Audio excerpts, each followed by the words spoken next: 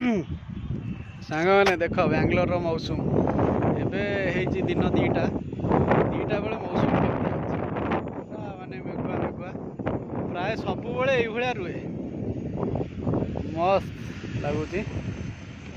ପିଲାମାନେ ପୁରା ଭିଡ଼ିଓରେ ପୁରା ମାତି ଯାଇଛନ୍ତି ମୌସୁମ ଦେଖିକିରି।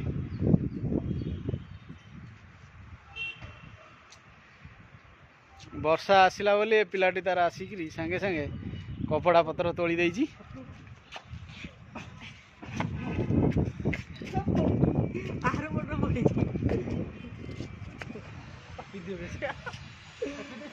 ଖରା ନାହିଁ, ଖରା ଦେଖିବାକୁ ହେଲେ ବହୁତ କମ୍।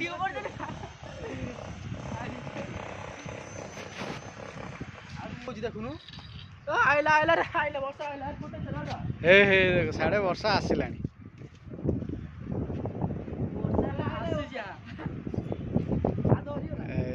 ଦେଖ ଏଇ ପୋଜିସନରେ ବର୍ଷା ଆସିଯାଇଛି। ଏତେ ଜୋର ପବନ ହଉଛି ମୋବାଇଲ ବି ହଲଉ ଦଉଛି।